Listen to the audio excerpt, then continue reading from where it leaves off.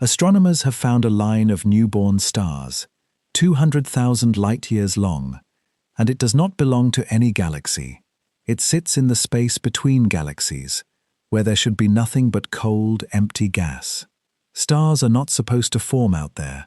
They form inside galaxies, in the crowded spiral arms and dense clouds, where gravity has centuries of practice pulling gas together. This trail breaks that rule twice over.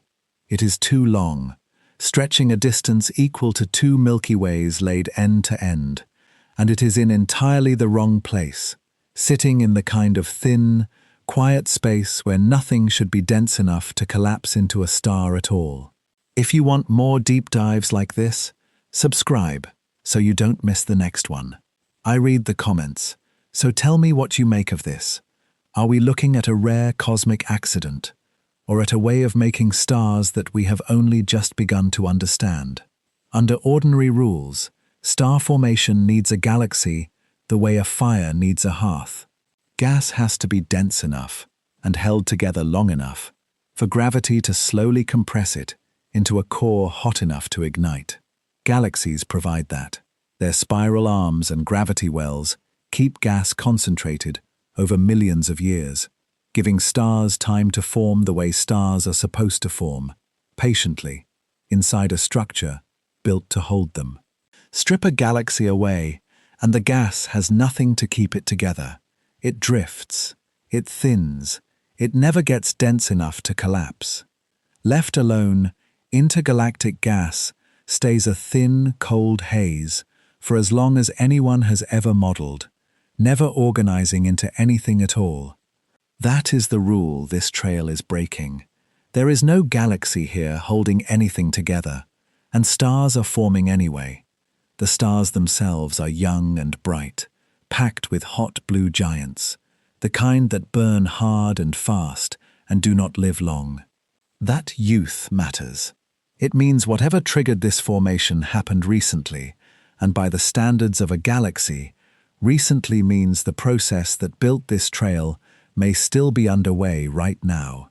Something lit this. Something may still be lighting it. And whatever it is, left a wake bright enough that, put next to the galaxy it apparently came from, that thin line of orphaned stars shines at roughly half the brightness of the entire galaxy beside it. That is not a footnote. That is a second structure, assembled in the dark, in a fraction of the time it takes a galaxy to build itself, rivaling the one it was born from. It was not found by anyone looking for it. Astronomers using the Hubble Space Telescope were studying something else entirely when an unexplained streak showed up in the image. Thin, straight, and far too long to be an artifact of the camera or a stray satellite trail. Straight lines at that scale are unusual. Galaxies are not straight. Gas clouds are not straight. Almost nothing in nature draws a clean line across 200,000 light-years, which is roughly the width of 2 Milky Way galaxies placed edge to edge. A line that clean, at a distance that large, does not happen by accident, and it does not happen without something moving in front of it and leaving a trail behind. So what put a trail of stars where no galaxy has ever reached? The leading answer is not a cloud, not a collision of galaxies, not a burst of ordinary star formation drifting loose. The leading answer is a black hole, not sitting quietly at the center of a galaxy, the way black holes are supposed to, anchoring stars in orbit around it, patient and invisible for as long as the galaxy survives. This one is moving. Astronomers estimate it carries at least 10 million times the mass of the Sun, and it is being flung through intergalactic space at roughly 3,000 times the speed of sound at sea level. At that speed, it is no longer bound to the galaxy that made it. The gravity that should be reeling it back in simply cannot catch it. It is not going back. A black hole that has left its galaxy behind is already strange enough to build a video around. But this one is not just leaving quietly. It appears to be building something as it goes, a wake of gas and newborn stars stretched out behind it like a scar across empty space, as if the very act of its escape is assembling a small, homeless galaxy in real time. Black holes are supposed to be the great destroyers of the cosmic story, pulling matter in and letting nothing back out. This one, in fleeing, may be doing the opposite. It may be creating. Nobody has photographed the black hole itself. Nobody can. A black hole emits no light of its own, and against the darkness of intergalactic space, there is nothing there to see directly.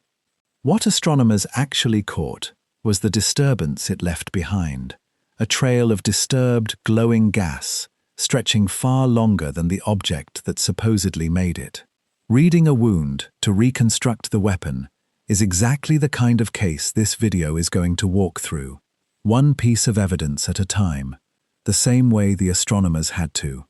If a black hole really did run and left a trail of new stars in its escape, that reopens a question astronomers thought they understood. How do you throw something with the mass of 10 million suns hard enough that a galaxy's gravity, the same gravity that holds hundreds of billions of stars in orbit, simply cannot pull it back?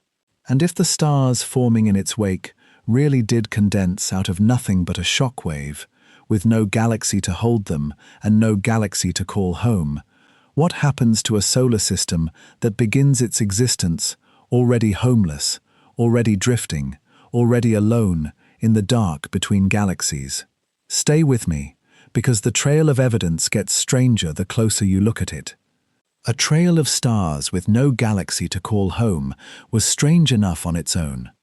But strangeness is not proof. And the first job of any real investigation is to ask how the discovery was actually made. If this line survived every test astronomers could throw at it, where did it come from in the first place? And who noticed it first? It started as a mistake, or close enough to one. A team of astronomers pointed the Hubble Space Telescope at a pair of colliding galaxies roughly 8 billion light-years away, a system already strange enough to justify the observing time on its own. What they were not looking for was a straight line of light slicing off to one side of the frame, thin as a hairline crack, far too long and far too clean to belong to anything they had come there to study. The colliding galaxies themselves have earned a nickname. Astronomers call the pair the cosmic owl, because as the two systems spiral into each other, their gas and stars have been pulled into a pair of glowing rings, one wrapped around each galactic core, and from far enough away, the whole system looks uncannily like a face with two lit eyes staring back. Each of those eyes is not just glowing gas. Each one hides an active galactic nucleus of its own, meaning each galaxy has a supermassive black hole at its center, still feeding, still radiating, still very much alive. Between the two eyes sits a bright knot of gas that has been nicknamed the beak, a stellar nursery where new stars are already forming from the wreckage of the collision. It is a rare kind of galaxy to begin with. Astronomers call this class of object a collisional ring galaxy, and only a few hundred of them, this symmetric, have ever been catalogued in the nearby universe, because a collision has to be nearly head-on between two galaxies of similar size to produce rings this clean rather than a smeared, asymmetric mess. Most galactic collisions are messier and slower, two systems grazing past each other over hundreds of millions of years, tugging long tidal tails out of each other as they go. A clean, symmetric double ring is closer to two coins struck dead center against each other, and coincidences that precise do not happen often. Together, the merging pair carries a combined stellar mass of roughly 320 billion suns, more mass than our own galaxy holds, and the light reaching us left when the universe was only about half its current age, somewhere between 7.5 and 9 billion years ago. That alone would have made a fine discovery. Two owl eyes, a beak of newborn stars, a rare and photogenic collision unfolding across billions of years of travel time. The light from that system left its source when the universe was roughly half its current age, which means the picture astronomers were looking at was not a picture of the galaxies as they are now. It was a picture of the past, carried across billions of years, and finally landing on a mirror built to catch it. Every image of something this distant works the same way. The telescope is not a window. It is closer to a record, arriving late. But sitting off to the side of that image was the line, and lines are exactly the kind of thing a telescope image is not supposed to contain. Whoever first noticed it was not hunting for anything like it. The observing program that produced the image had been designed to study the ring collision itself, the two glowing eyes and the beak between them, using one of the telescope's imaging instruments to catch detail in the merging galaxies that ground-based observatories are too blurred by the atmosphere to resolve. The streak showed up almost as an afterthought, sitting quietly at the edge of the frame, and it stayed there through every version of the image the instrument produced. It did not flicker in and out the way a passing artifact would. It held its shape, its position, and its length, patiently, waiting to be taken seriously. Real astronomical structures are almost never straight. Galaxies are spirals, ellipses, smudges, and streams, all of them curved by gravity, acting over unimaginable stretches of time. Gravity pulls things into orbits, and orbits are curves, not lines. A structure this straight, stretching roughly 200,000 light-years from end to end, twice the width of our own Milky Way, laid end to end, looks less like something nature built slowly and more like something that happened fast, in a single pass, along a single trajectory. That is what made it suspicious, rather than exciting on first glance. Astronomers have learned, over decades of false alarms, that anything this clean in a telescope image usually turns out to be something mundane, a defect, a trail, an artifact of the instrument rather than the universe. Space telescopes accumulate a long list of things that can fake a straight line, and every one of them has fooled someone before. Before anyone was willing to call this line a discovery about the universe, rather than a flaw in the equipment that made the picture, they first had to rule out every boring explanation for why it might be sitting there at all. That process is not a formality. It is where most candidate discoveries in astronomy quietly die, and it is where this one was about to be tested. An accidental streak, sitting at the edge of an image meant to study something else entirely, is not evidence of anything by itself. Before it can mean anything, every ordinary explanation for a straight line in a telescope image has to be tested and eliminated one at a time. So what happens when astronomers actually try to make this line disappear? The first suspect was the simplest one. Cosmic rays, high-energy particles that strike a telescope's detector directly, rather than arriving as light from the sky, leave short, bright streaks in a single exposure that can look uncannily like a real structure. They are common, they are well understood, and they are also easy to catch, because they strike the detector at random and almost never land in the same place twice. A telescope solves this problem the way any careful observer would. It looks again.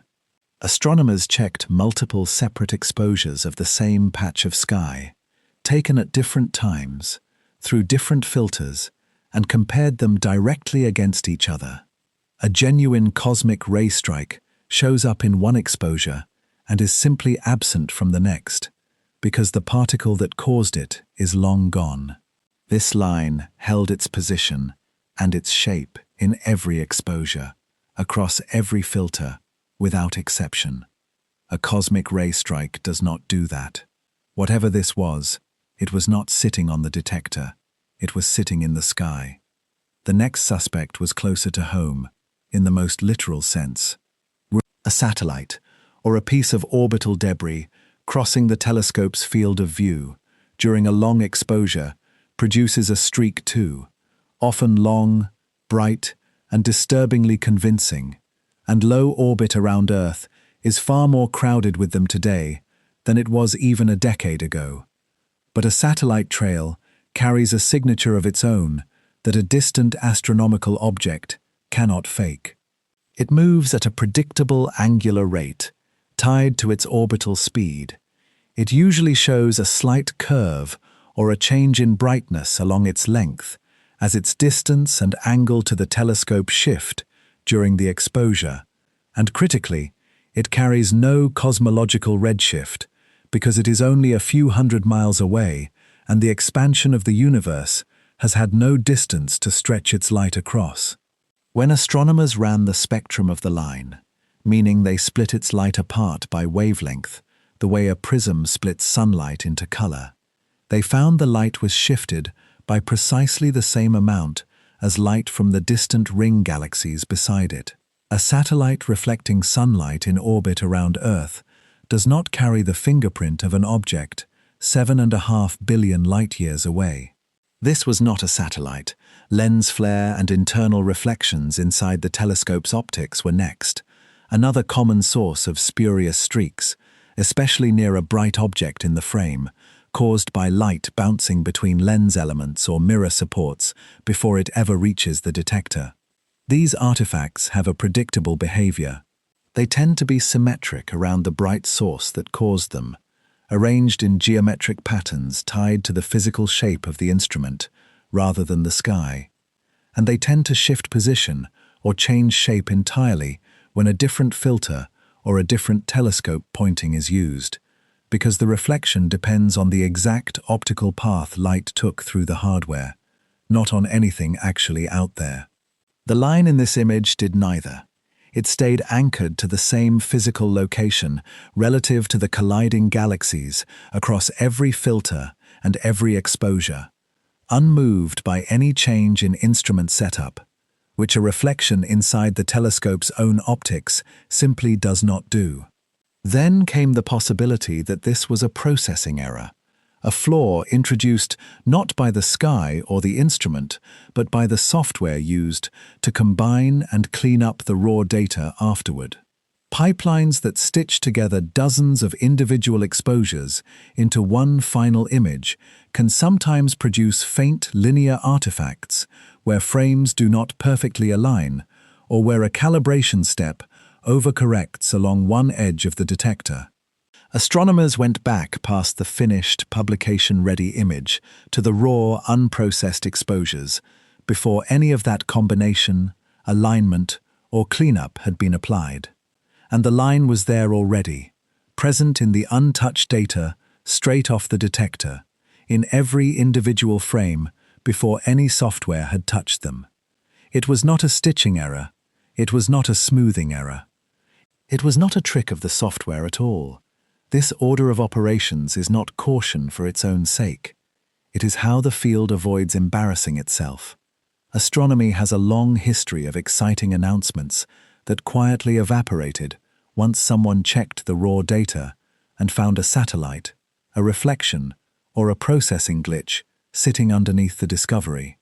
Extraordinary claims draw extraordinary scrutiny, precisely because the mundane explanations are so much more common than the strange ones, and a straight line across 200,000 light-years of empty space is about as strange as a single image gets.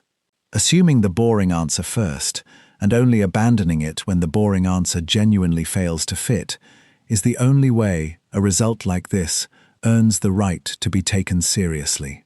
One by one, the ordinary explanations had been tested and had failed.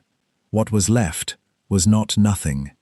It was a real structure, sitting in real space, carrying a real redshift that placed it at the same staggering distance as the colliding galaxies beside it. The question was no longer whether the line existed. The question was, what could actually make one?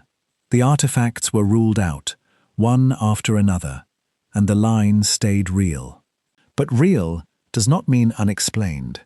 There is a whole catalogue of ordinary astrophysical objects that can produce a long, glowing structure across space, and each one had to be tried against this line before anyone was allowed to call it something new.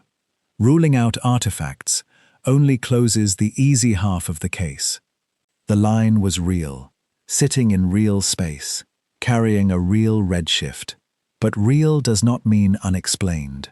There are ordinary astrophysical objects that can produce long, thin, glowing structures, and every one of them had to be tested against this one before anybody was allowed to call it something new. An edge-on galaxy was the first candidate worth taking seriously. Seen from precisely the right angle, a spiral galaxy's flat disk can appear as a thin line of light, and at a great enough distance, the individual stars blur together into something that might, at a glance, resemble a streak. But an edge-on galaxy has a shape a streak does not. It bulges at the center, where the galaxy's core concentrates most of its stars and its mass, and it tapers gradually toward each end, following the disk's actual density profile. The line in this image showed none of that structure. It held a roughly constant width along its full length, with no central bulge and no gradual taper, which is not what a galaxy viewed edge-on is supposed to look like at any distance. A relativistic jet was next, and this one came closer to fitting. Active black holes at the centers of galaxies sometimes launch narrow beams of particles, accelerated to near the speed of light, that can stretch for enormous distances and glow brightly enough to be seen across billions of light-years. A jet seemed, at first, like a promising fit for a bright, narrow, distant structure. But jets have a signature too. They are powered directly by the black hole producing them, which means they should originate at a galactic nucleus and point outward from it in a straight line, traceable back to an active source. They also tend to show a particular kind of light, produced by particles spiraling in magnetic fields, with a spectrum that looks different from starlight in specific, measurable ways. When astronomers checked, the light from this trail did not match a jet's spectrum. It matched something closer to the light produced by young, hot stars. A jet does not make starlight. Whatever this was, it was not a beam of particles. It was made of stars. A tidal tail was the most tempting explanation of all, because tidal tails are common exactly where this line was found, near colliding galaxies. When two galaxies pass close to each other, gravity can stretch long streamers of stars and gas out from each one, pulled loose by the uneven gravitational tug across the galaxy's width. These streamers really can stretch for hundreds of thousands of light-years, and they really do sometimes form new stars along their length, which made this explanation the strongest rival to anything genuinely new.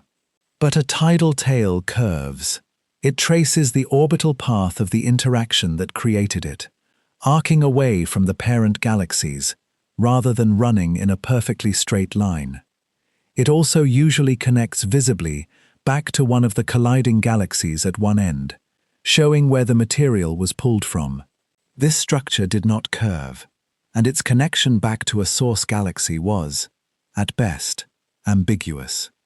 Astronomers could not rule out every version of a tidal tail immediately, which is part of why later evidence, involving the exact motion of the gas itself, mattered so much in confirming what this actually was. A gravitationally lensed background object was considered too, the possibility that this was not a real line at all, but a smeared, distorted image of something else far behind it.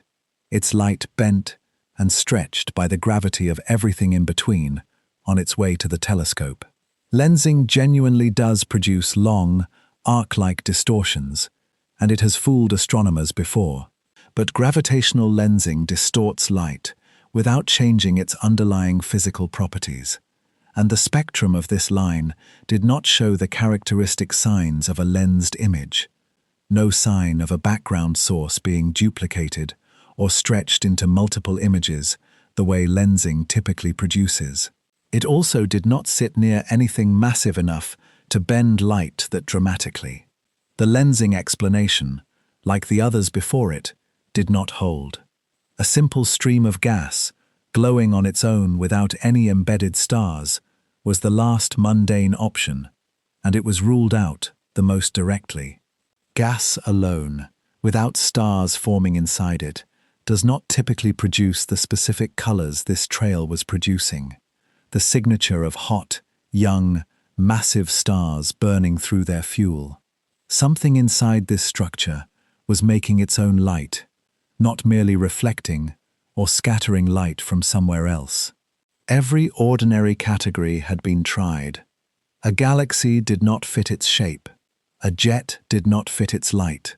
A tidal tail did not fit its geometry, even if it could not be dismissed outright.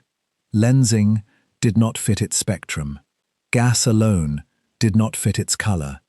What was left sitting in the data was a genuine population of young stars, arranged in an impossibly straight line, in a place with no galaxy to have made them. Every ordinary category of object failed to fit, which meant the astronomers were left staring at a real population of young stars in an impossible place, with no photograph of the thing responsible. So how do you investigate a suspect that emits no light of its own, that cannot be photographed under any circumstances? You cannot photograph a black hole that isn't accreting brightly, and you certainly cannot photograph one racing through the near-total darkness between galaxies. A black hole itself emits nothing. It is, by definition, the one object in the universe guaranteed not to show up in an image. So if a black hole really was moving through this system, astronomers were never going to see it directly. They were going to have to measure its effects on everything around it, and the tool for that is spectroscopy. Splitting light into its component wavelengths, the same basic principle behind a prism turning sunlight into a rainbow, tells you far more than color. Every element leaves a signature in the light it emits or absorbs, a specific pattern of bright or dark lines at exact wavelengths, as reliable as a fingerprint. Read those lines carefully enough, and you can tell what something is made of from billions of light years away without ever touching it. But spectroscopy can do something even more useful than composition. It can tell you how fast something is moving and in which direction, through a phenomenon called the Doppler shift. The idea is the same one behind the sound of a siren changing pitch as an ambulance passes you. Sound waves compress in front of a moving source and stretch out behind it, which is why the pitch rises as it approaches and drops as it recedes. Light behaves the same way. Light from something moving toward you gets compressed toward the blue end of the spectrum. Light from something moving away gets stretched toward the red end. The amount of that shift is not vague. It translates directly into a velocity, precise enough to measure speeds of hundreds of kilometers per second from across the observable universe. Astronomers pointed a spectrograph, an instrument built specifically to capture and measure this kind of shifted light, at the gas along the trail using the James Webb Space Telescope's near-infrared spectrograph. Gas at rest, drifting quietly with no disturbance, produces a smooth, gradual spectrum, its velocity changing slowly, if it changes at all. That is not what they found. Over a distance of roughly 1 kiloparsec, a span so small on the scale of this trail that it amounts to a single narrow slice near its tip, the velocity of the gas jumped by roughly 600 kilometers per second. For comparison, our entire solar system orbits the center of the Milky Way at a little over 200 kilometers per second, and that speed carries the sun and everything around it in a smooth, stately loop, lasting hundreds of millions of years. A jump 3 times that size, happening across a sliver of space rather than a stately orbit, is not a gentle drift. It is a jump, sharp enough to appear almost as a discontinuity in the data. Gas on one side of that boundary, moving dramatically differently than gas just beyond it. A jump like that does not happen in gas, left alone to drift under gravity's patient, gradual pull. Gravity accelerates things smoothly, a little more speed added over a long distance, not a violent kink, concentrated into a space this small. A velocity jump this sharp, this large, packed into this little room, looks like something slammed into the gas and shoved it aside almost instantly. The same way a boat moving faster than the surrounding water piles a wave up ahead of its bow rather than gently pushing the water forward as it goes.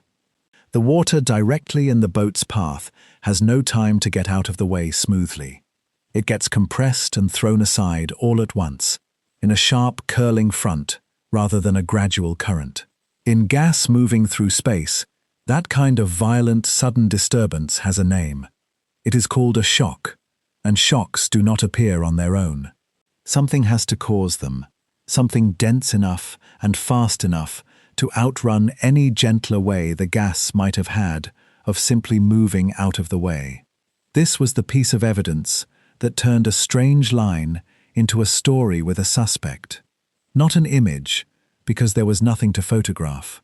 A velocity. A kink in the motion of gas that had no gentle explanation, only a violent one, sitting at the very tip of the trail, exactly where you would expect to find whatever was doing the disturbing. A sharp, violent kink in the motion of the gas, with no gentle explanation behind it, pointed towards something moving fast enough to outrun the gas's own ability to get out of the way. What kind of object produces a disturbance exactly like that? And how do you even begin identifying something that leaves no light behind, only a wake? A shock this sharp needed a cause, and the leading candidate was not subtle once astronomers laid it out. Nobody weighed this black hole directly, because there is no scale to put it on, and no light of its own to measure. Its mass, at least 10 million times that of the Sun, was calculated backward, worked out from the energy budget required to light up the wake it left behind, an estimate built entirely from the wreckage rather than a direct reading. A black hole carrying that much mass, moving through the surrounding gas at somewhere near 1,000 kilometers per second, would not glide through quietly.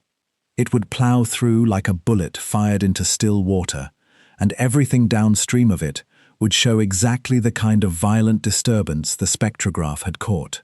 The comparison to a bullet is not just poetic. A bullet moving faster than the speed of sound in air creates a shockwave precisely because the air ahead of it has no time to part smoothly out of the way. Sound itself is just a pressure wave, information traveling through a medium, telling the material ahead to start moving aside before the object arrives. Outrun that warning, and the medium in front of you has no choice but to pile up violently at the last instant, compressed into a dense, hot wall. A supersonic aircraft does this to air. A boat's bow does something similar to water. And a supermassive black hole, tearing through gas at roughly 3,000 times the speed of sound at sea level, does the same thing to the tenuous material drifting between the two colliding galaxies. This is what astronomers mean by a bow shock, the same term used for the crescent-shaped disturbance a ship's hull carves into water ahead of it, or the shock wave that forms in front of a spacecraft re-entering the atmosphere. Gas approaching the region near the black hole gets compressed, heated, and accelerated almost instantaneously as it fails to get out of the way in time. That compression is exactly the kind of sharp velocity kink the spectrograph measured. It is also exactly the kind of environment that heats gas enough to make it glow, which is part of why this trail is visible at all, rather than sitting invisibly dark, the way the black hole itself does. Here is the strange part worth sitting with. The bow shock is not a decoration around the black hole. It is, in a very real sense, the only part of this whole story anyone can actually see. The black hole itself is dark by definition, a region where gravity is strong enough that not even light escapes, a genuine gap in the universe, rather than a dim or faint object waiting to be caught by a more sensitive instrument. No amount of improved technology will ever produce a direct image of the object itself, moving unlit through the dark. But wherever it goes, it drags a disturbance behind it, gas piling up, compressing, heating, and glowing in its wake, the way a boat leaves a visible wake on the surface of the water, even though the hull itself may be entirely submerged and impossible to see from above. Astronomers have started describing this glowing wake as the black hole's shadow, not in the sense of blocking light, but in the sense that it is the only trace the black hole leaves behind for anyone to actually photograph. You cannot see the bullet. You can only see the water it disturbs on its way through, and everything known about the bullet has to be reconstructed from that disturbance alone. Put the pieces together, and the picture sharpens considerably. An object with a mass in the tens of millions of suns, moving at roughly 1,000 kilometers per second, tearing through gas too thin and too quiet to have produced that velocity signature any other way, leaving behind a compressed, heated, glowing wake exactly where the spectrograph found its sharpest disturbance. That is not proof by itself. No single piece of evidence in this case is. But it is the first explanation that actually accounts for the shock, rather than merely failing to rule it out the way every ordinary object tried and failed to do in the sections before this one. An invisible bullet, tearing through gas at 1,000 kilometers per second, explained the shock. But black holes have a reputation for destruction, not creation, and the trail behind this one is made of stars that should not exist. How does an object built entirely around consuming things end up building something instead? Black holes have a reputation, and it is mostly earned. They pull matter in and let nothing back out. Not light, not gas, not even the faintest whisper of information about what fell across the boundary. Destruction is the entire premise of the object. So the idea that a black hole might be responsible for building something, for actually assembling new stars in its wake, rather than consuming everything nearby, sounds at first like it gets the story backward. It does not, and the resolution is more interesting than a straightforward contradiction. The black hole is not manufacturing these stars directly, reaching out and shaping them the way a sculptor works clay. It is not pulling gas in and somehow processing it into starlight. What it appears to be doing is something closer to disturbing the peace violently enough that stars form as a side effect of the chaos it leaves behind. The same way a wildfire, an unambiguous act of destruction, can leave behind soil that grows a healthier forest than the one that burned. The black hole destroys the calm. The calm's absence is what builds the stars. Follow the sequence from the beginning. The gas, sitting in the space between the two colliding galaxies, starts out thin, cold, and quiet, far too diffuse for gravity alone to pull it together into anything resembling a star. That is the normal state of intergalactic gas, and it is why, under ordinary circumstances, this space stays empty for the entire age of the universe. Then the black hole arrives, tearing through at roughly 1,000 kilometers per second, and the bow shock ahead of it slams into that quiet gas exactly the way a shockwave hits still air. The gas gets compressed, suddenly and violently, packed into a much smaller volume than it occupied a moment before. Compression alone does something crucial. It raises the density of the gas by a large factor almost instantly, taking material that was far too thin to collapse under its own gravity and squeezing it into something that finally is dense enough. Compression also heats gas, which sounds like it should work against star formation rather than for it, since hot gas resists collapsing just as strongly as thin gas does. This is where the second half of the sequence matters. Shocked gas that has been compressed this violently does not stay hot forever. It begins to cool, radiating away the energy of the collision, and as it cools, it keeps the higher density the shock gave it. Cooling, dense gas is exactly the combination gravity needs. Once a pocket of gas is both dense enough and cool enough, gravity finally gets the leverage it was missing, and the gas begins to collapse in on itself, drawing more material inward, heating at its core as it compresses further, until the pressure and temperature at the center cross the threshold where nuclear fusion ignites. A star is born, not from patience and calm, the way stars usually are, inside a galaxy's gravity well over millions of years, but from violence, compressed and cooled into order in what may be a comparatively short span of cosmic time. This sequence, shock, compression, cooling, collapse, ignition, is not exotic physics. Each step follows rules astronomers already understood from studying star formation inside ordinary galaxies, where shocks from supernova explosions or colliding gas clouds are known to trigger new generations of stars all the time.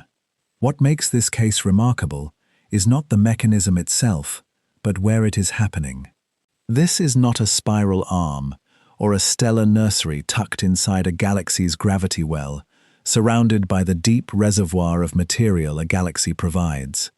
This is empty intergalactic space, doing something astronomers had never confirmed it capable of doing entirely on its own, with no galaxy anywhere nearby to supply the setting.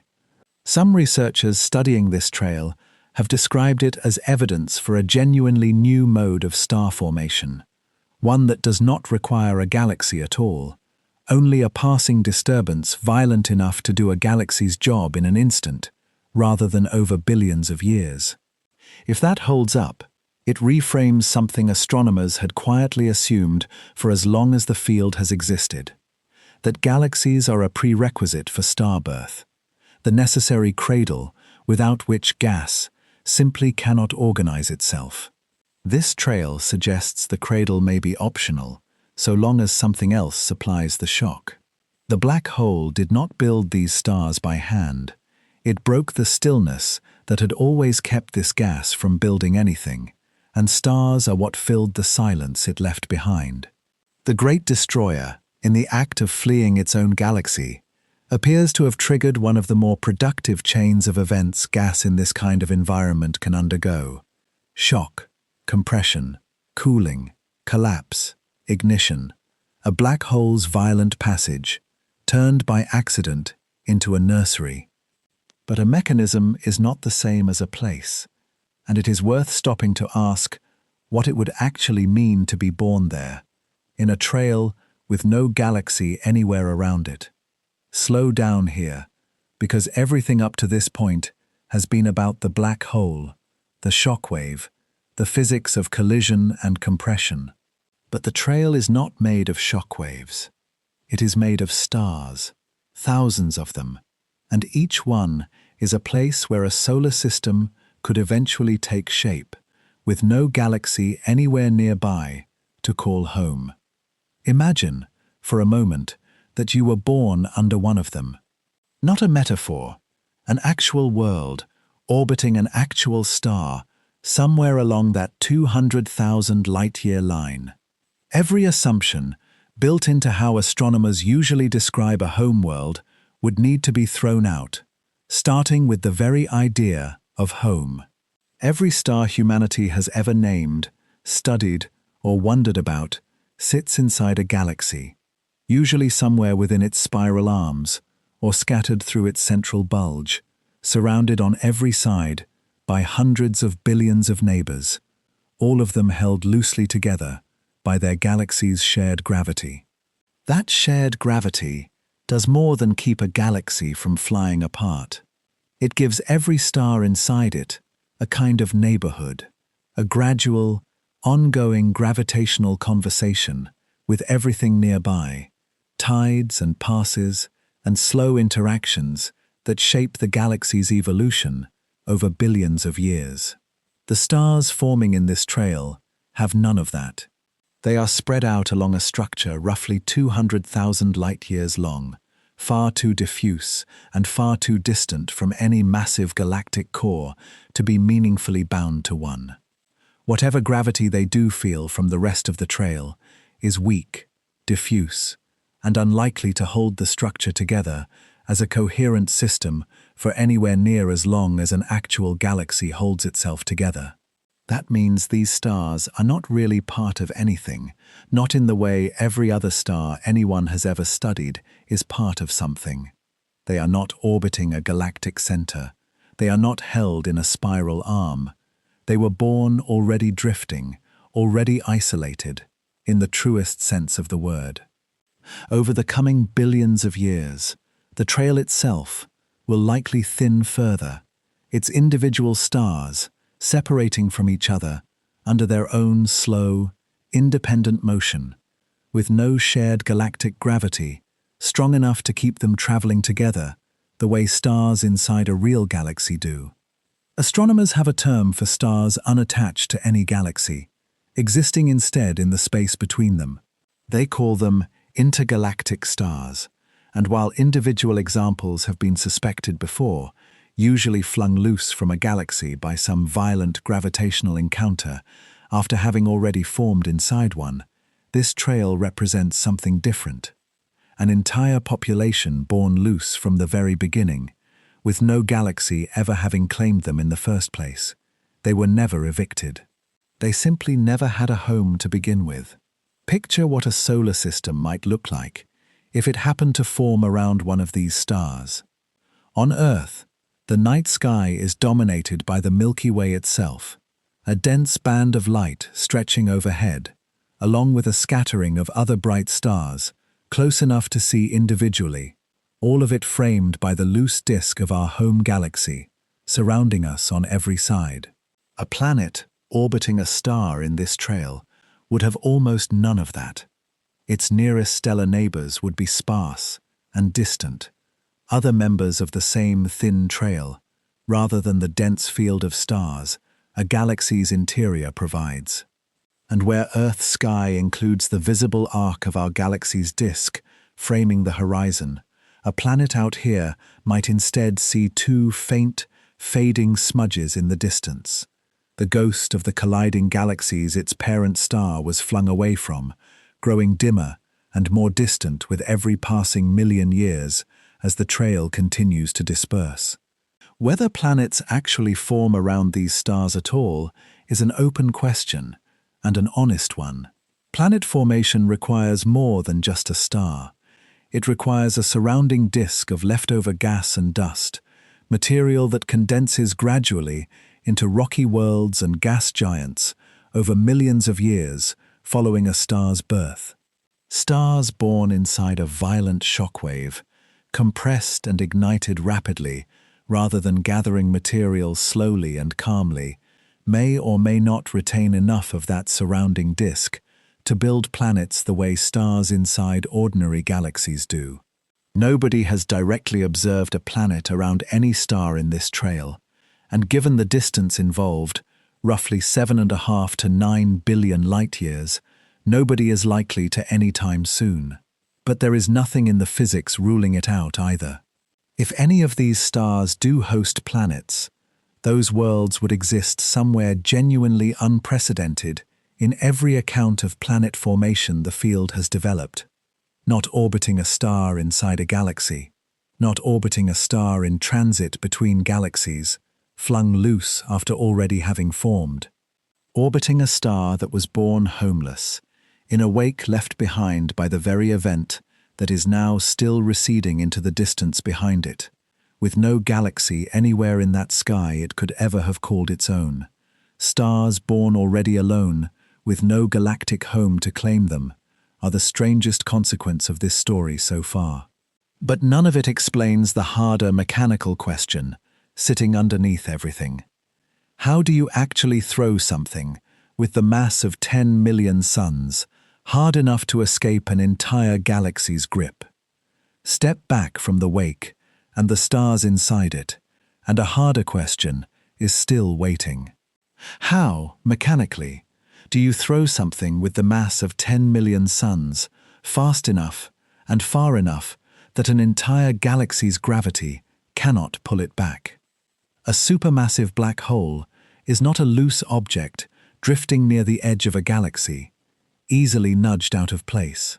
It typically sits locked at the very center, the deepest point in the entire gravitational well, the single hardest place in the galaxy to dislodge anything from. Ejecting one requires an amount of violence that does not happen casually. The story starts, as so many of these stories do, with a galaxy merger.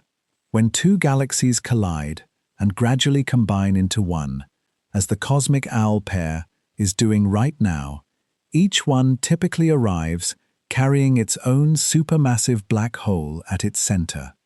As the merger proceeds, over hundreds of millions of years, the two black holes sink toward the combined system's new center, dragged inward by a slow, steady process called dynamical friction, in which a massive object, moving through a sea of stars and gas, gradually sheds its own orbital energy to the material around it.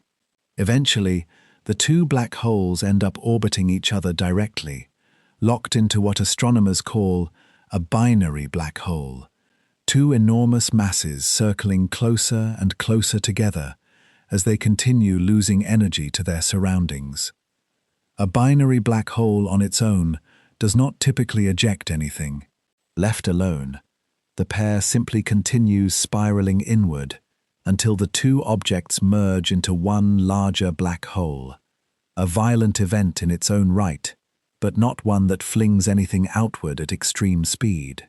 Ejection requires a third piece, and this is where the physics gets genuinely dramatic. If a second galaxy merger happens to occur before the first pair has finished merging, a scenario less common than it might sound, but far from impossible over billions of years of cosmic history, a third black hole gets introduced into a system that was only built to handle three massive bodies, interacting under gravity alone, do not settle into a stable, predictable configuration the way two bodies do. Two black holes, orbiting each other, trace clean, calculable paths, indefinitely.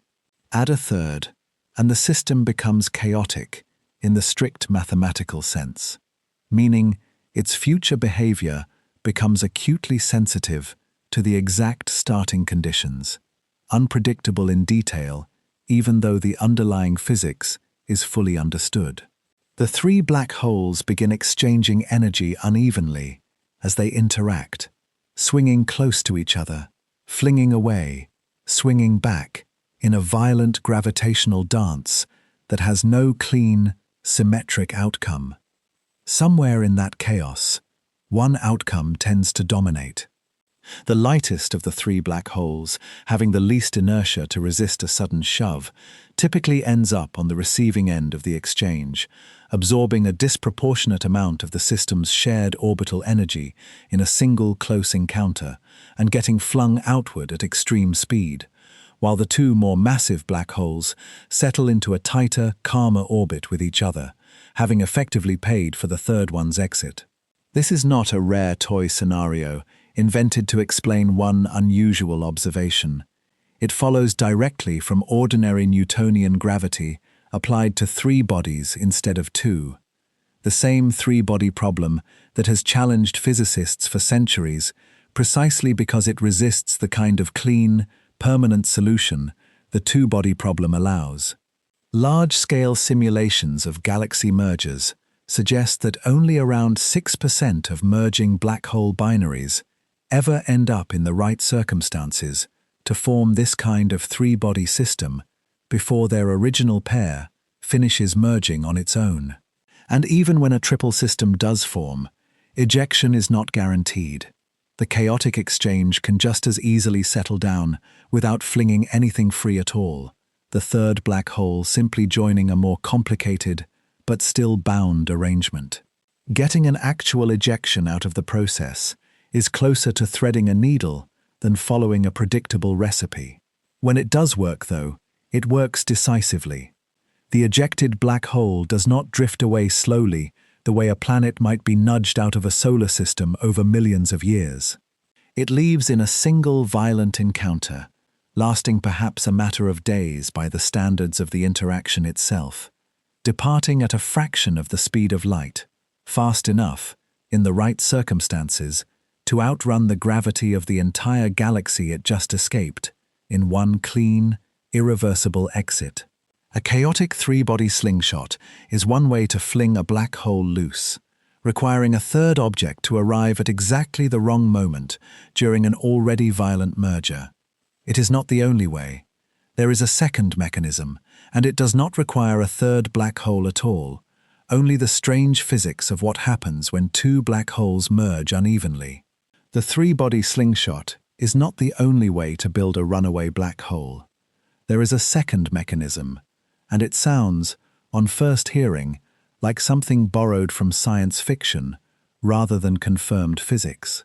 It requires no third black hole at all, no chaotic triple system, nothing but two black holes merging directly into each other, and it comes from one of the strangest consequences of how gravity actually works. When two massive objects orbit each other and spiral together toward a merger, they do not do so in silence. Einstein's theory of general relativity predicts that accelerating masses of this scale radiate energy directly into space-time itself, in the form of ripples called gravitational waves, distortions in the fabric of space that travel outward at the speed of light, carrying real energy away from the system that produced them.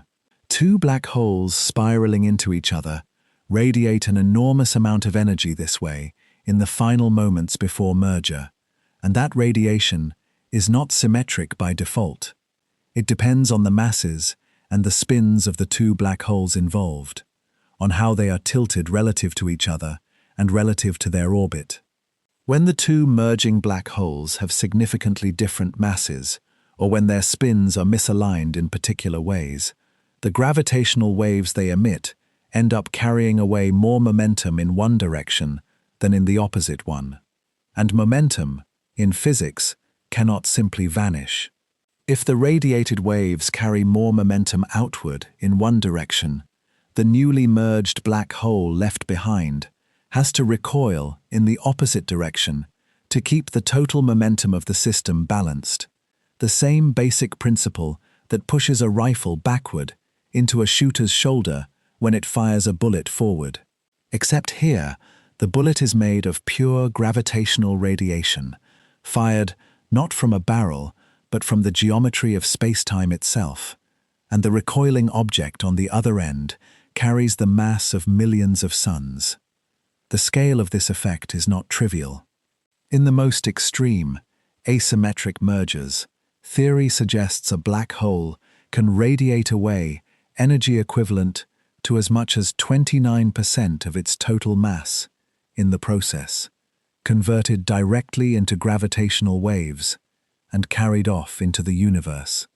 An imbalance that dramatic in the emission carrying that much energy can produce a recoil kick large enough to send the merged black hole moving at thousands of kilometers per second in a single direction, chosen essentially at random by the precise geometry of the merger that produced it. Compare that kick to what it takes to actually escape a galaxy. A typical large galaxy's escape velocity, the speed something needs to outrun its gravity entirely rather than simply falling back in on a long, slow arc, tends to fall somewhere in the range of a few hundred to just over 1,000 kilometers per second, depending on the galaxy's total mass. A gravitational wave recoil kick, in the most favorable and most asymmetric mergers, can comfortably clear that threshold. Both mechanisms, the three-body slingshot and this gravitational wave recoil, were proposed by physicists back in the 1970s, decades before anyone had the instruments to actually confirm either one had happened. For most of the time since, they existed only as theoretical possibilities, elegant on paper and entirely unverified, because directly detecting a gravitational wave from a merger this massive requires instruments sensitive enough to catch distortions in spacetime smaller than the width of a proton, technology that has only existed in a workable form for less than a decade. Even now, the observatories built to catch these waves are tuned to a size range of merging black holes smaller than the one implicated here. That leaves an open question, sitting at the center of this entire case. Astronomers cannot yet say with certainty which of these two mechanisms actually launched this particular black hole on its way. Was it the three-body slingshot, a chaotic gravitational exchange between three black holes meeting in an already merging galaxy? Or was it the recoil kick, the lopsided afterglow of two black holes merging directly and radiating their imbalance away as gravitational waves? Both remain on the table.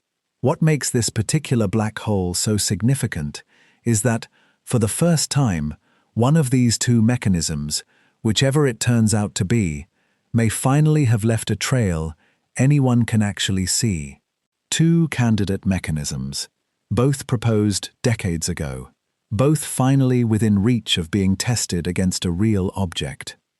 But this would not be the first time astronomers thought they had caught a runaway black hole in the act. What happened to the candidates that came before this one, and why did none of them hold up? This is not the first time astronomers have thought they caught a black hole running. Reports of possible recoiling or ejected supermassive black holes have surfaced periodically for close to 2 decades, each one drawing genuine excitement, and each one, so far, falling short of full confirmation. This is, by most accounts, the first time the case has actually held together under scrutiny, and understanding why the earlier ones did not hold is part of what makes this one worth taking seriously, rather than filing it alongside the rest. A quasar catalogued as 3C186 has been the field's leading recoil candidate since 2017. A quasar is simply a supermassive black hole actively feeding on surrounding gas, blazing brightly enough to outshine its entire host galaxy, which makes it easy to spot even at enormous distances. This particular one sits noticeably offset from the center of its host galaxy, roughly 11 kiloparsecs away from where a quasar is normally expected to sit, and its emission lines are blue-shifted by more than 2,000 kilometers per second relative to the rest of the galaxy around it. Exactly the kind of signature a recoiling black hole, still glowing from leftover material dragged along with it, might be expected to show. Astronomers interpreted this as the likely aftermath of a black hole merger kick that happened roughly 5 million years earlier by the object's own clock. It is a compelling case. It is also, decades later, still not settled. Nobody has ever been able to fully rule out a more mundane possibility, that this is simply a messy, ongoing galaxy merger, disturbing the gas in complicated ways that happen to mimic a recoil signature without actually being one. Another case took a stranger turn entirely. An object, called SDSS 1133, spent years flagged as a plausible recoiling black hole candidate, showing signs consistent with an ejected object still glowing from residual activity. Then, it dramatically re-brightened, and the spectral features that came back with that flare-up told a different story than anyone expected.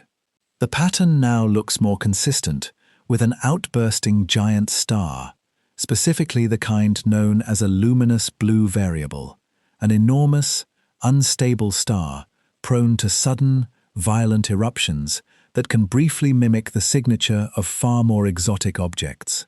It may not be a black hole at all.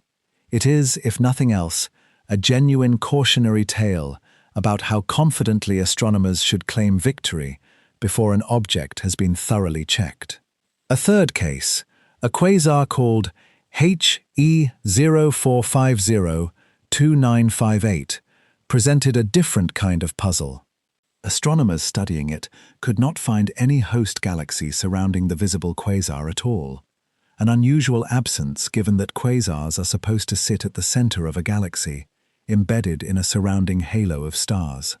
One proposed explanation held that the black hole had been ejected from a nearby galaxy entirely, leaving its old home behind and drifting alone, accounting for why no host galaxy could be found wrapped around it. Like the others, this explanation was never confirmed beyond reasonable doubt. What unites every one of these earlier cases is the nature of the evidence available for each. All of them rested on indirect spectral signatures, a shift in emission lines here, a displaced nucleus there, patterns that a genuine recoiling or ejected black hole would produce, but that other, more ordinary phenomena can also produce under the right circumstances. Ambiguity like that is why the field has stayed cautious for decades, treating each new candidate as interesting rather than confirmed. Because a displaced active nucleus, an unusual quasar, or a disturbed merger remnant can all imitate pieces of the expected signal without a genuine runaway black hole being responsible for any of them. This case is different in one specific, decisive way. It is the first time astronomers could physically see the wake itself, the actual glowing trail connecting a black hole's suspected position to the galaxy it apparently fled, laid out in a single continuous structure rather than inferred indirectly from a shifted spectral line alone. Visual evidence, not just statistical inference. That distinction is not a minor technicality. It is the difference between a suspect placed near the scene by a fingerprint and a suspect caught, in a sense, still leaving footprints. Every earlier candidate collapsed under the weight of ambiguous, indirect evidence, unable to rule out a more mundane explanation lurking underneath. That history demands the same scrutiny be turned on this case. So does the evidence for this particular black hole actually survive being challenged as hard as the others were. Everything laid out so far makes a genuinely strong case. It does not make an airtight one, and pretending otherwise would betray the entire spirit of how this result was actually built. Science does not earn credibility by refusing to doubt itself. It earns credibility by actively trying to tear its own explanation apart, testing it against every rival interpretation available, and only trusting what survives the attempt undamaged. Start with what supports the runaway interpretation. The velocity jump measured in the gas is sharp, large, and located exactly where a bow shock ahead of a fast-moving massive object should sit, not scattered randomly along the trail, but concentrated precisely at its tip. The trail's light matches young, hot stars rather than a jet, a lensed image, or an ordinary edge-on galaxy, all of which were tested directly and failed to fit on their own specific grounds. The structure is visibly connected to the colliding pair of galaxies at one end, straight, elongated, and far too clean to match the curved, tapering shape of a typical tidal tail. Each piece individually could, in principle, have another explanation. Together, stacked against each other, arriving from entirely independent lines of evidence, they point in the same direction with a consistency that is difficult to produce by accident or coincidence. Now the honest counterweight.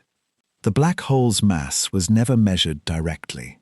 It was inferred from the energy needed to explain the wake's brightness, which means the number carries real uncertainty. And if the true mass turns out to be meaningfully smaller or larger than estimated, some of the physics built on top of that number would need revisiting. The measurement of the sharp velocity jump, while striking, comes from a single instrument looking at a single system. Independent confirmation, ideally from a different telescope or a different observing method entirely, would meaningfully strengthen the case. And the earlier candidates covered before this one are a genuine warning, not a footnote. A messy, ongoing merger, still churning gas in complicated asymmetric ways, could in principle produce some of the same signatures without any black hole having actually been ejected from anywhere. What would settle the question more firmly, one way or the other? A cleaner measurement of the black hole's mass, ideally from more than one method, would remove one of the largest sources of uncertainty in the entire case. Tracing the full length of the trail with even greater precision, confirming that the velocity signature stays consistent along its entire path, rather than only at the single point already measured, would strengthen the bow-shock interpretation considerably. And direct detection of gravitational waves from a merger of this specific mass and distance, something future observatories are specifically being built to catch, could eventually confirm the recoil mechanism directly rather than inferring it from indirect evidence after the fact. None of this weakens the case as it currently stands. If anything, it sharpens it, because every explanation that could have produced this same trail without a runaway black hole responsible for it has now been examined directly and found wanting. That is not the same as absolute proof. It is the strongest form of confidence science actually offers, arrived at the only way that confidence is ever legitimately earned, by trying, honestly and repeatedly, to prove the leading explanation wrong and failing every time. The case held up against every direct challenge astronomers could throw at it, and it held up specifically because this object happened to produce a visible trail. That single word, happened, is worth sitting with, because it implies something considerably stranger about everything this black hole's cousins might be doing right now, unseen. There is an unsettling implication sitting underneath everything covered so far, and it has nothing to do with whether this specific black hole is confirmed. It has to do with why astronomers noticed it at all. This black hole was only found because it happened to be moving through gas dense enough to produce a luminous wake, a trail bright enough to survive a journey of 7.5 billion years and still register clearly in a telescope's image. That is not a given. Most of intergalactic space is far thinner than the gas this black hole plowed through, and a black hole crossing that kind of near emptiness would produce a far fainter disturbance, if it produced a visible one at all. Reduce the density of the surrounding gas, and the bow shock that made this object detectable in the first place grows correspondingly weaker, potentially fading below the threshold any current telescope can pick out from the background noise of the universe. Even this trail, bright as it turned out to be, is only visible with a space telescope in the first place. Seen from the ground, through the blur and distortion of Earth's own atmosphere, the same structure would smear into an indistinguishable haze, its thin, straight signature lost entirely. That single fact narrows the search dramatically. Every survey capable of catching a trail like this has to be conducted from orbit, which immediately rules out the vast majority of astronomical observing time, still dominated by ground-based telescopes built for other purposes entirely. A population of runaway black holes could be sitting in plain sight in decades of existing ground-based images, and nobody would ever be able to tell. Follow that thought to its natural conclusion. If a black hole this massive can cross 7.5 billion light-years of space, essentially invisible, betrayed only by a wake that happened to form in an unusually gas-rich environment, then an unknown number of similar objects could be out there right now, moving through space too thin to leave any trail behind them at all. Not hidden because they are rare. Hidden because the one piece of evidence that makes them detectable, a wake of disturbed glowing gas, simply is not available everywhere. The scale of opportunity for this to have happened is enormous. Galaxy mergers, the events that set up both proposed ejection mechanisms covered earlier, have been occurring constantly for essentially the entire history of the universe, stretching back well over 10 billion years. Every one of those mergers carried at least the possibility of producing a three-body slingshot or a lopsided gravitational wave recoil, and every successful ejection would have sent a supermassive black hole drifting outward into the space between galaxies, silent and dark, with no guarantee that it ever crossed enough gas to announce itself the way this one did. That paints a genuinely strange picture of what the space between galaxies might actually contain. Not empty, in the sense the word usually implies, but scattered with invisible, massive objects, remnants of violent mergers from deep in cosmic history, drifting for billions of years with nothing marking their passage. Each one would still carry the same enormous gravity it had before its ejection, still capable of disturbing anything unlucky enough to drift close enough to feel it, still theoretically able to strip stars from a small galaxy or disrupt a loose cluster it happened to pass through, all without ever announcing itself the way this one did. Astronomers are not claiming to have found these hidden black holes. There is, by definition, no direct way to find something that leaves no trail at all.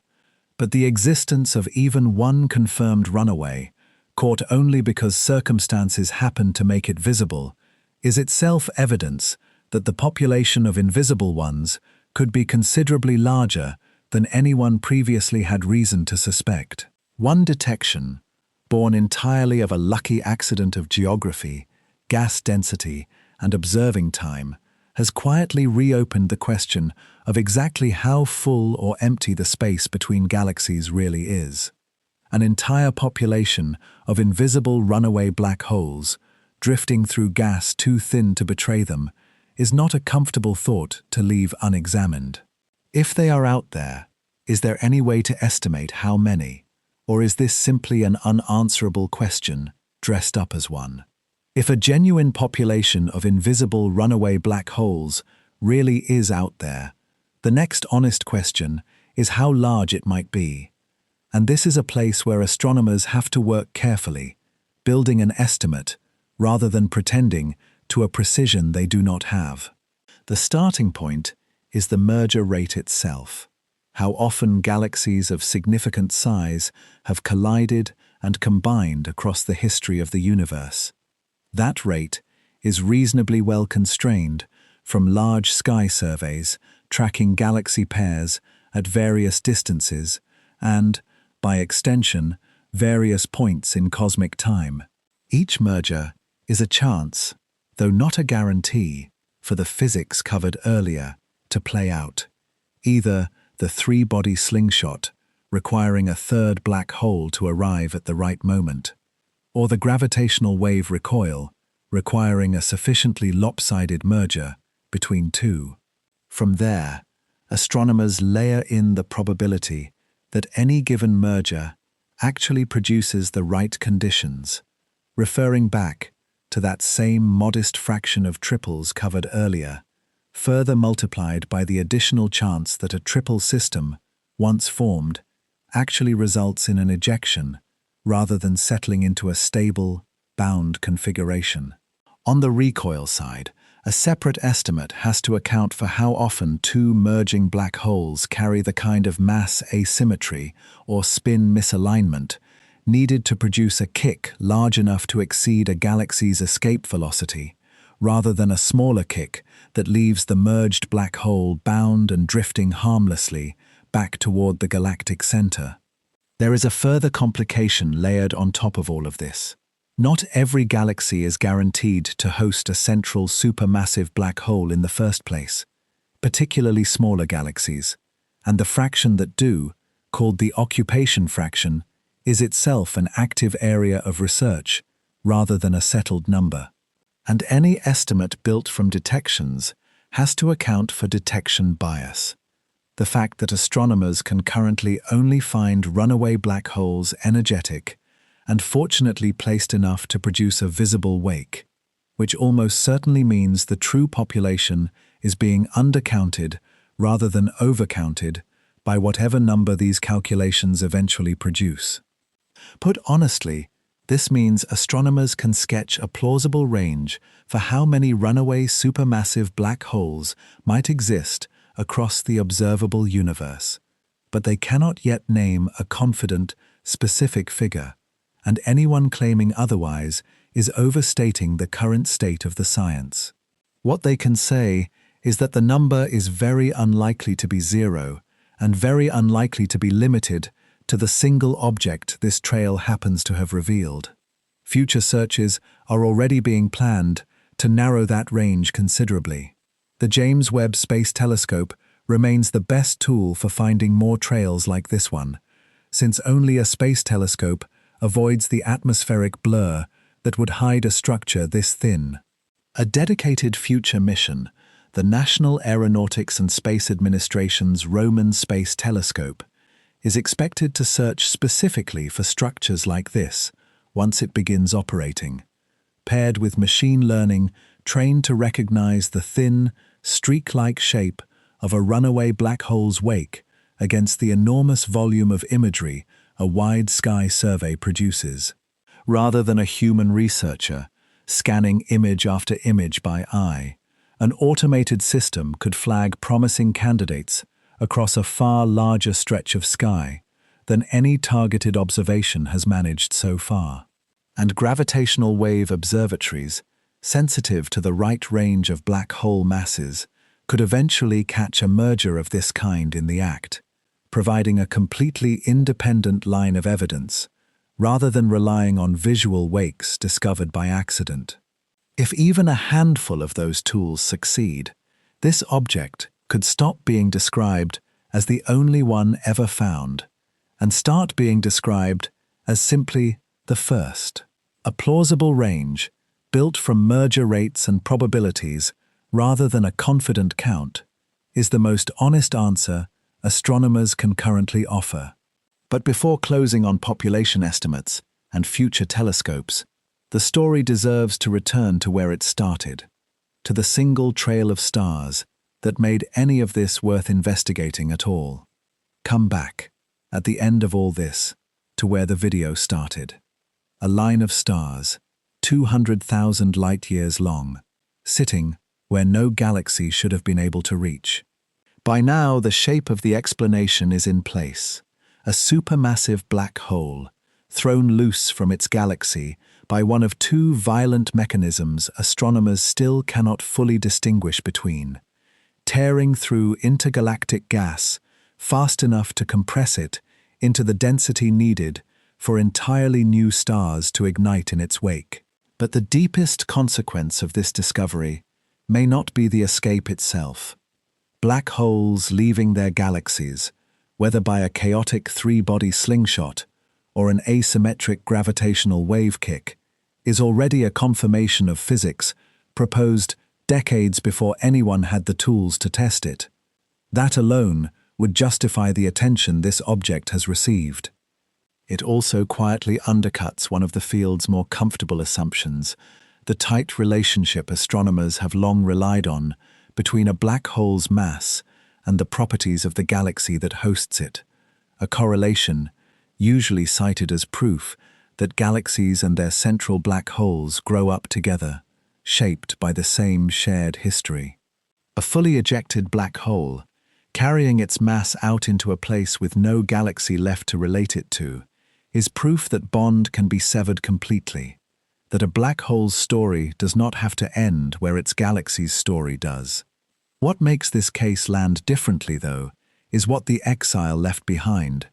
A violent departure, meant by every intuition attached to black holes to be an act of pure destruction, instead appears to have seeded an entirely new population of stars, born in the wreckage of its own escape, existing nowhere any star has been reliably documented to exist before.